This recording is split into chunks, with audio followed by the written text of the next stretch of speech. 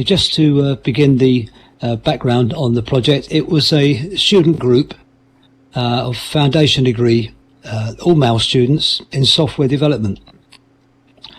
And following completion of the virtual world learning here, the students would produce a desktop application written using the Java language to model the physical working scope.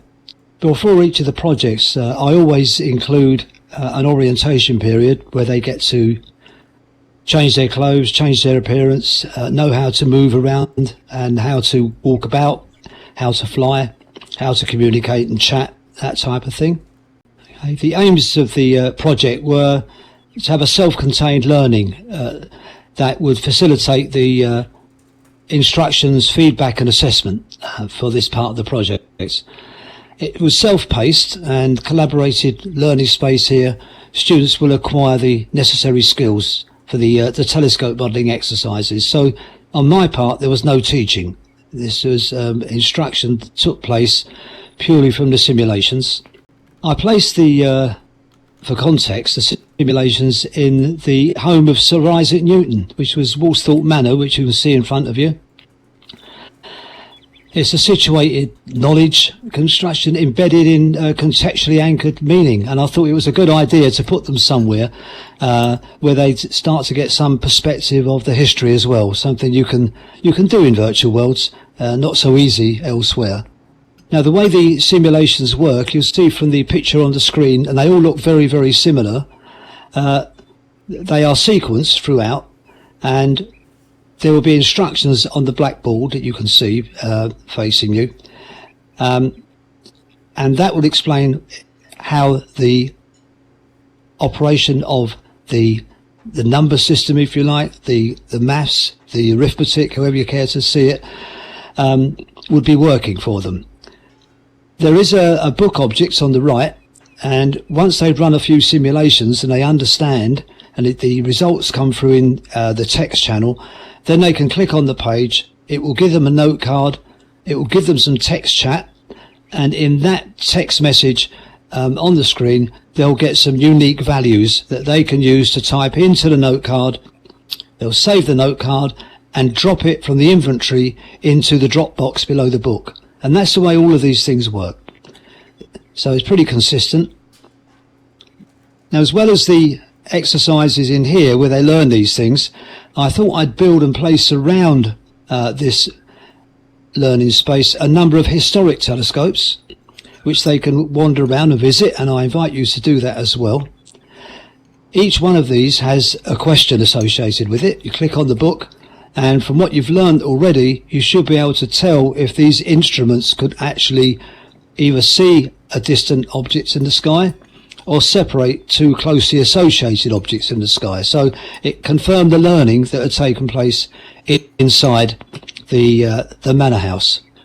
So if you'd like to wander in, I'll just go forward for you.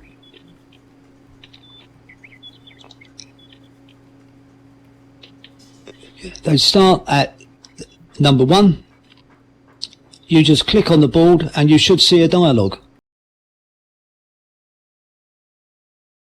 And this will show students how to calculate the focal point of a mirror or a lens.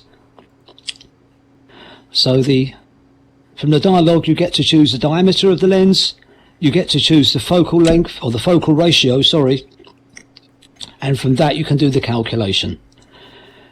You notice that there are a few cones of light appear, and that gives you an idea of the length, the focal length of that particular lens there.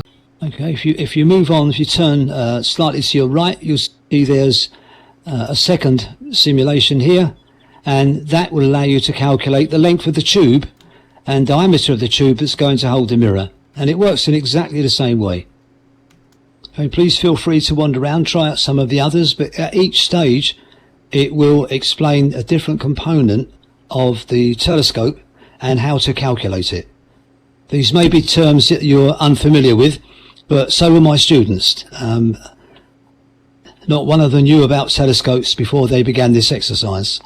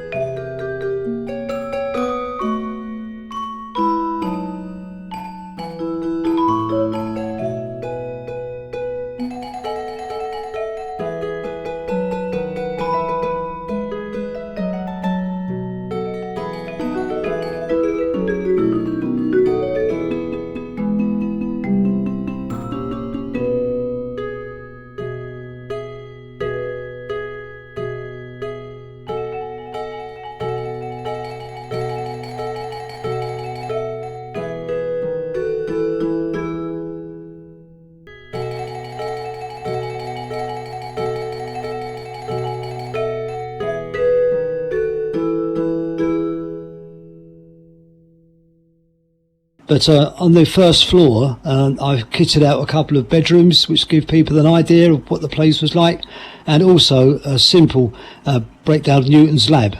And one of his light experiments are up there, and his telescope is there.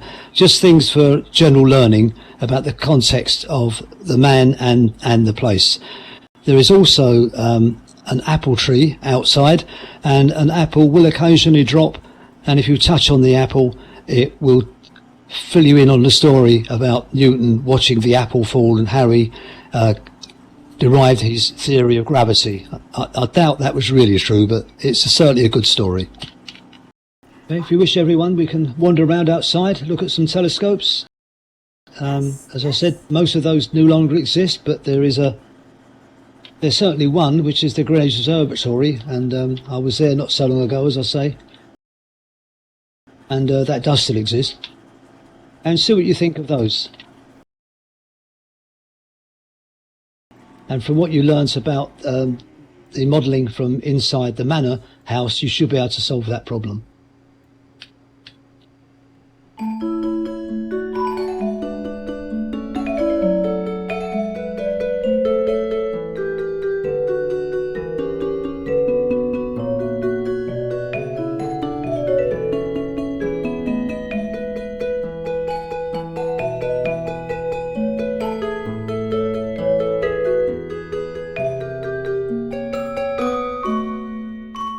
Yes, would you like to see the slides and the some feedback results? Everyone, we can go to the presentation board if you wish. Okay, the actual qualitative analysis here I took from a feedback that was created not by myself but from Tanya Julston, Learning Technology Centre there in Wisconsin, Milwaukee, and it was available for others to use. The questions I took from it are a subset. It is a much larger questionnaire. So let's have a look. You can see the first question there, though it's question 3 in fact, was that the working in the virtual world is an enriching experience. And I had a partial and full agreement there. And then question 4, working in a virtual world held my attention. Very similar set of results. The next question there, the virtual world helped me to better understand the concepts, and that was a good result. There was one disagree partially there, and some neutral responses. The next question was, I engaged in a virtual world learning experience, and that was really good. That gave me 80% partial and full agreement, and the virtual world was beneficial to my learning, and I thought that was really encouraging for me. What I'll do now, I'll drop you a link to the paper, so if you wish, you can grab it and have a look at all the questions and responses and get a more detailed view of what was going on here as well. There we are. That's in the chat now. How did they actually get on with the project? This was the coding project, not just a project here in the virtual world. They got around 10% of the marks for the learning, but overall, and did it link in any way to the simulations and their use of the simulations? If we move on, you'll see there's a chart here, and this shows you that total user simulations in blue and their final grade percentage in orange. Yeah, it was a good result. They did very well with that project. So, I mean, it was design, coding and testing, but nonetheless it had to work as well. Please feel free to come again and explore around